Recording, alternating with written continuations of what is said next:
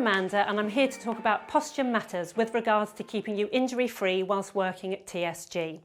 Now, you may feel that you've heard all of this before, but I hope to give you some little tips and advice to make sure that you're doing your work pain-free and without any injuries caused throughout the day. I also understand that there is a quiz and some prizes involved, so keep your eyes on the prize, listen to the points I'm going to make because points mean prizes. Bad posture basically causes pain. We don't move effectively when we're in pain, our concentration becomes poor, we fatigue more quickly, and it affects our mood. We become grumpy. Bad posture can cause these chronic underlying injuries that can contribute to lots of the things that we feel throughout our day that causes pain. It contributes towards wrist injuries like carpal tunnel syndrome, excessive neck and shoulder tension leading to headaches and migraines, and painful lower backs and prolapsed discs. It's not a good situation to be in. The good news is that we can change our posture because posture is the accumulation of all our habits throughout our life. The bad news is that our life at the moment encourages a forward, imbalanced, crouched, slumped position. So if you imagine when you are sitting at your desk, driving, on your computer, and worst of all, and we all do it, using our mobile phone. We start slumping over, so our lower back becomes tight, our stomach muscles become loose and flabby, and that's never a good thing. Our chest becomes concave, and we're looking down, texting furiously, and that creates a problem particularly with what we now call text neck. We then can't see where we're going, so we then have to bring our head forward and up, and this is not a very attractive picture. However, I'm going to be showing you some really simple, easy exercises that can be easily incorporated into your day that can offset that and change your habits. So the first thing I'm going to give you is a very, very easy one, and you can do it anywhere, not just at work. And it is, just pull your tummy in. So if I show you, this is the posture we were talking about. If you just draw your tummy in a bit, I'm not talking about sucking it in so you can't breathe, but drawing it in realigns our lower back. It automatically puts our neck and shoulders in place and puts our head in the right position. We then become more upright, we're in less pain with less tension, more balance, and guess what? We look like we've lost a few pounds as well, so it's a win-win situation.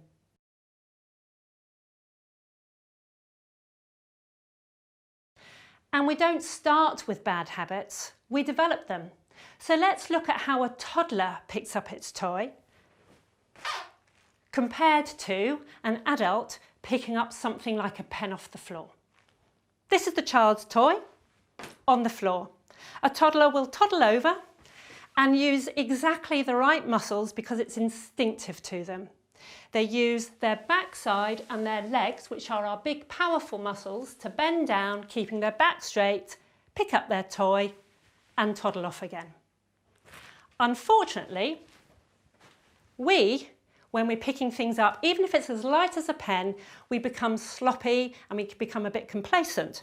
So rather than coming up to it and bending our knees, keeping our back straight and lifting up the pen and walking away pain-free, we tend to bend down with our back and lift up using our back muscles. Our back muscles are postural muscles. They are not designed for dynamic movement. Our big, powerful backside and leg muscles are our big lifting muscles, and we need to use them. So here's an interesting slide to show you what happens to the compressive forces on your lower back and spine when you're lifting, either when you're lifting something from a standing upright position and when you're bent over. And the load on your spine increases depending on whether you're lifting that load close to your body or further away. And you can see that the amount of compressive force in pounds really increases. And don't think that if you're sitting at your desk most of the day, you're going to get away with it. So we talked about this slouch position. If you're sitting, leaning forward, just lifting up 1 pound of weight increases more than 200 pounds of compressive force on your lower back. And that contributes to bad backs and prolapse discs. So we don't want to do that. So twisting is a movement that can cause quite a few issues whilst we're at work. The upper part of our spine likes to rotate. The lower part of our spine likes to bend, but neither like to do both at the same time. So the best bit of advice I can say to you is to move your feet rather than keeping your feet still and let your other upper body twist and bend simultaneously. If you can, if you've got space, try to twist or rotate in the opposite direction. That just offsets the load on the body. If we're doing repetitive tasks at work, that can cause an increase and an overload of muscular tension. So what we want to do is break that pattern of repetition and tension because it causes inflammation and pain. If you can take regular breaks, do so, and make sure you use those regular breaks to move around, not just to grab your mobile phone again. If you can use your other arm or twist in a different direction, as I've just talked about twisting, that also helps to offload the repetitive strain on our bodies. And just remember, when we are constantly doing something, this tension builds up. So if we can stay as relaxed as possible, that will help as well.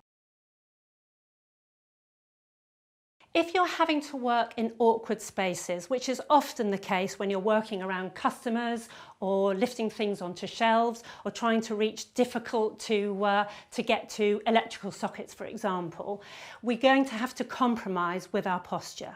So the main thing that we've got to remember is positioning, get as close to whatever it is you're doing as possible.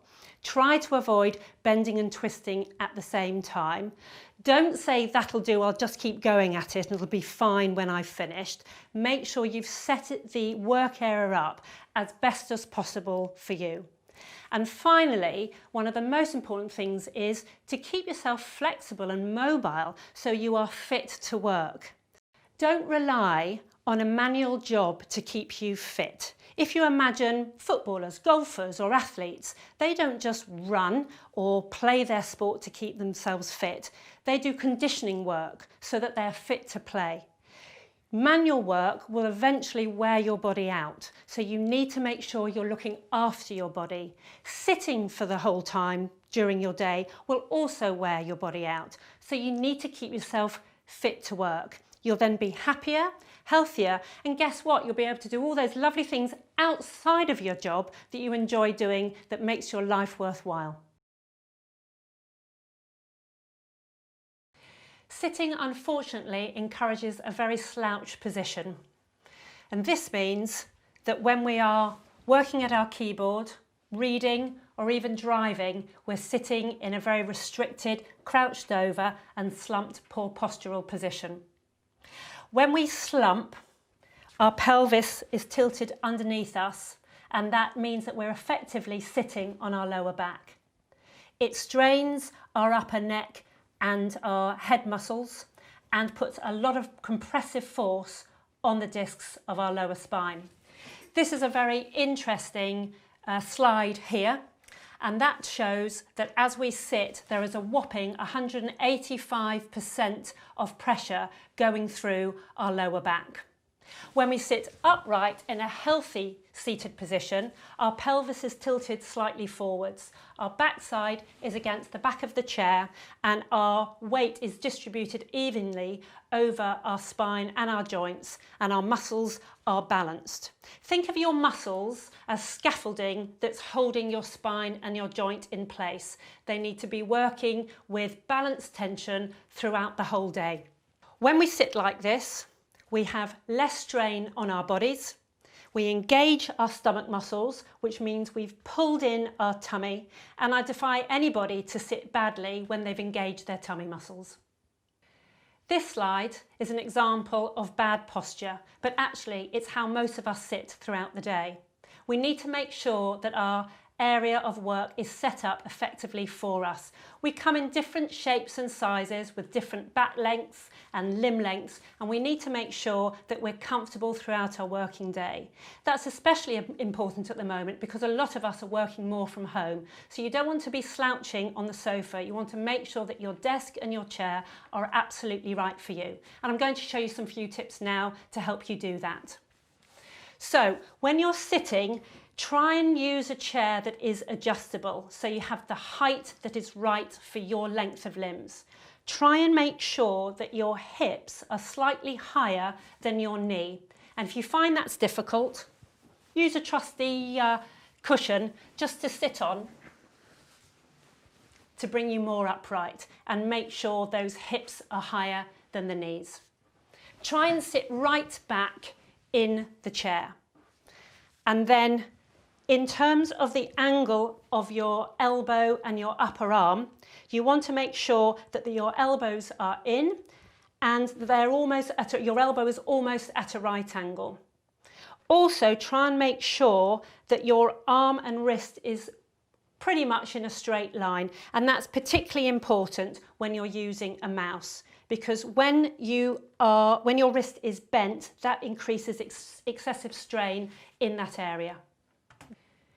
Try not to cross your legs, keep your feet flat on the floor, and as I said before about repetitive twisting, if you are having to move to one side repetitively to pick up your phone or for a filing tray, try to position other things like your tea or your water on the other side just to balance things out. In terms of using a laptop, it is better to have the screen at eye level. So what you can do is just grab a box or some books, anything that's vaguely adjustable, and pop your laptop on there.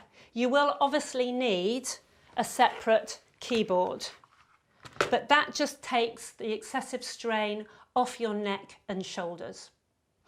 When you're using a mouse, a lot of people suffer with excessive strain and muscular tension going through their elbow and their wrist because of the repetitive clicking.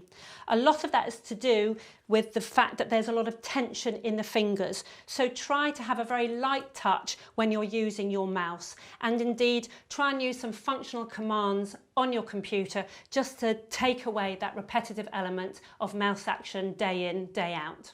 And finally, try to incorporate movement into your day. Fidget, rock, just change position as you're sitting at your desk, because that increases blood flow and reduces muscular fatigue. If you can, get up and move around at regular intervals. If you're on site, use the stairs rather than a lift. And if you can, use the loo during a loo break on a different floor. If you can, when you commute to work, park a little bit further away or get off the bus, or if you're using any public transport, walk a little bit further. Just bringing in a little bit of movement into your day will help, no matter how simple it sounds. If you've got a Fitbit, and a lot of you do have, use that to track your steps to ensure that you're utilising your breaks and your walks to build up your movement throughout the day. And if you are working from home, pretend that you're commuting to work. Get up a little bit earlier and go for a walk or a bike ride or run the dog before you get down to your work throughout the day. Humans are designed to move. If we don't move, we tend to stiffen up. And when we tend to stiffen up, we feel more pain. So that means we move even less. Movement is good for us. So here are 2 exercises that you can actually do in bed before you even come to work. Lying on your back, bend your knees up, knees and feet together. Bring your arms out either side, and then just let your knees drop over to one side, and you'll feel the stretch on the upper side of your back. Keeping your feet still, bring your knees in. It also involves you using your abdominal muscles, so that's good as well. And then let the knees go over to the other side, and you'll feel the stretch on the opposite side of your back. And then bring them back up. These you can do just 2 or 3 times just to loosen off the lower back. The second exercise, if you just straighten both your legs and then take hold of one leg underneath the knee bend it up towards your chest and then just rock it gently a few times to stretch your lower back. Switch sides and stretch out the other side. If you're feeling super flexible, bring both knees up to your chest, grasp underneath the knees and just rock. It's a lovely stretch first thing in the morning. Sitting on the edge of your bed, or you can do this sitting on your chair throughout your working day, you can do that same exercise of bringing your knee to your chest that I showed you lying down. Sitting on your chair, just take your thigh underneath your knee and bring it up towards your chest about 3 to 5 times, and then swap sides. If you're feeling very flexible, just bring your knee up to your nose, and that really gives you a very nice lower back stretch. If you are feeling quite tight in your lower back or your pelvis, just bring one ankle onto your knee. Sit up straight, pull that tummy in again, fix your eyes at eye level, and then just lean towards it. You will feel a really nice stretch through your backside and the back of your hips. Do not slump down, otherwise you won't feel the stretch. It's a really easy one to do throughout the day, and it's quite inconspicuous to do it.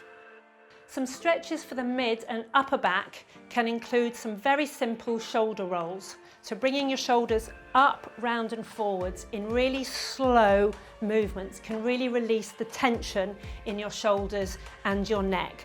Don't worry about all the creaking and groaning. The shoulders just want to move, and then slowly roll them back the other way.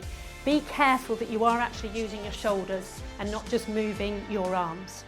Another stretch is to bring your arms behind you on the seat that you're sitting on and just lift your chest. This is a really nice stretch for the chest muscles and stop this concave feeling that we get during our working day. So by lifting up and by squeezing our shoulder blades together, it can really open up the front of our chest and neck muscles. Another very simple exercise is to rotate. So as you're sitting, take a deep breath in, and as you breathe out, just turn, get hold of whatever it is that you're sitting on and turn and just hold that there. Make sure you take your head, because if you don't take your head, your torso won't move. And again, breath in, and as you breathe out, just rotate, get hold of the chair that you're sitting on and turn your head as well to rotate all the way around. Again, 3 and 5 to those will be absolutely fine. So here are some standing exercises. Now you can do these throughout the day when you're making a cup of tea and the kettle's boiling, or around the back of your van when you're on site, or when you're standing at the photocopier. Incorporate them into your day. Very simple. Just standing with your legs hip distance apart, slide your hand down as far as it can go to one side, and then slowly come back up, and then go again to the other side and come back. And remember the tip I told you right at the start, hold that tummy in, because the tummy muscles will support your spine while you're doing it. And another exercise to do while standing is what I call look-ups. Now remember we talked about slouching and the slump position. And remember there's an ouch in slouch, so we don't want to do that. And this exercise helps to offset it. So what you're going to do, again, standing hip distance apart, put your hands on the front and the back of your pelvis, so your tummy and your lower back, and that tends to hold our pelvis still. And what you want to try and do is arch your back from your lower back all the way up to your neck in one nice arch. Only go back as far as you can and until you feel a little bit of tension here. We're not trying to do a gymnastics back bend here. We need to be careful because our body is not used to bending backwards. But I'll tell you something, particularly if you're bending over and lifting a lot throughout the day, your back is going to thank you for doing this. So again, just a very few, 3 to 5, very slow, careful back bends will really offset the tension in your lower back. So I hope you found this Posture Matters video helpful. Remember, you don't have to do these exercises as a complete routine. You can do them throughout your working day. There is more information that you can download at the end of this that talks about keeping you injury-free and pain-free while standing and sitting. And there's also more information on my website, amandaheading.com. Good luck in the quiz. I hope you win the prize. And remember, posture really does matter. It keeps you injury-free whilst working at TSG.